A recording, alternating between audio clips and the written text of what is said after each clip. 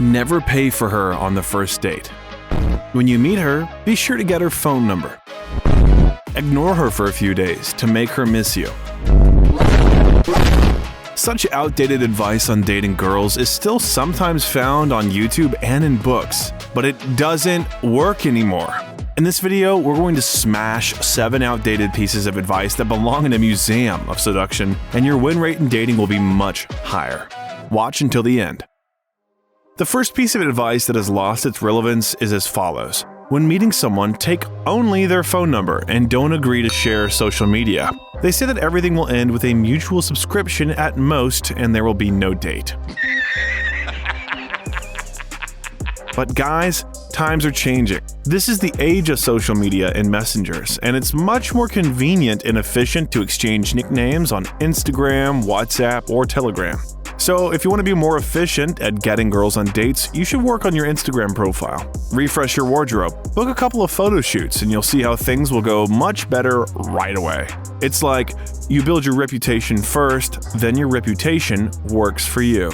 The second piece of advice that hasn't stood the test of time is that you have to call and no texting, as it lowers your chances. That's what they used to say. And now, it's the other way around. You can easily text girls without ever having spoken to them on the phone. Society is changing, and more people are willing to text, while talking on the phone is a scary remnant of a bygone era.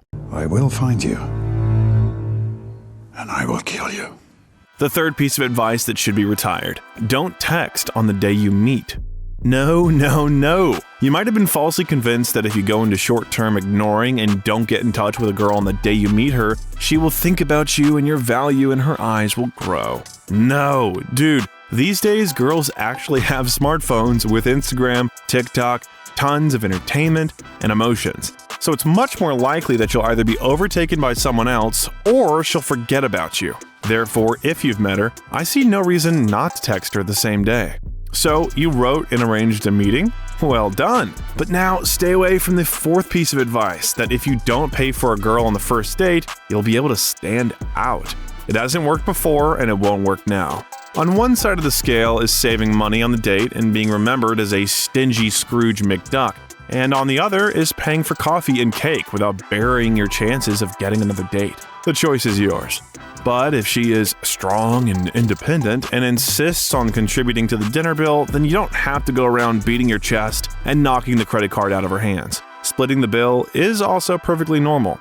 The main thing is not to leave the impression of being greedy. At the same time, you shouldn't go to extremes and follow tip number 5, as if gifts will open the way to her heart. They may open the way to something, but definitely not to her heart. The approach of, I'll show her how generous I am and she'll fall in love with me, may have worked once upon a time. But nowadays, there's a whole generation of girls for whom accepting gifts from men is already a normal thing. It's nothing personal, Jack. It's just good business.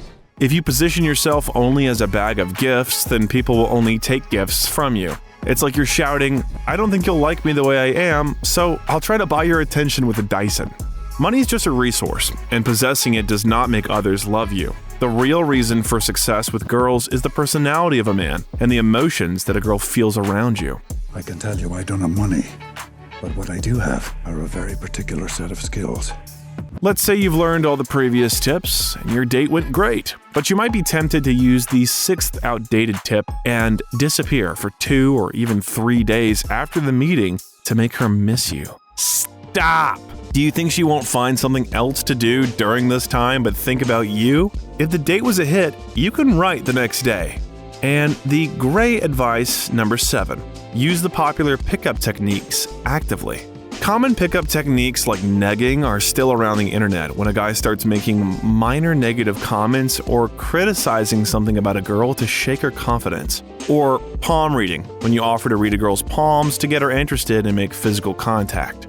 Or the advice not to sit across from a girl on a date as if she were being interrogated, but to pick a seat next to her. This will supposedly create a more intimate atmosphere and closeness. But today, no boundaries in the world are as fiercely defended as personal boundaries by modern girls. So at the beginning, you can sit across from her, and then in the process, you'll find a reason to sit next to her. You don't have to push from the start with the attitude, be sure to sit next to the girl. And the classics like the 3-second rule, And no, this is not about the speed of picking up a potato chip from the floor to avoid germs. In fact, it means that you shouldn't look at a girl you don't know for more than 3 seconds. Either you approach her immediately or switch to another girl. Yes, those can work, especially well for those who don't need them. I'm talking about guys who have girls lining up for them anyway. But for the average guy, these and other obsessive methods, manipulations, or similar tricks are not only outdated, but can also harm relationships and self-esteem, or simply result in a facepalm. Nowadays, many women already know about such tricks, and blocking an annoying stalker in a couple of clicks is easier than running away from him down the street a decade ago. Rather, rely on your ability to communicate. Tell her a compliment that will set you apart from the rest. What kind of compliment? Watch the video you see right here.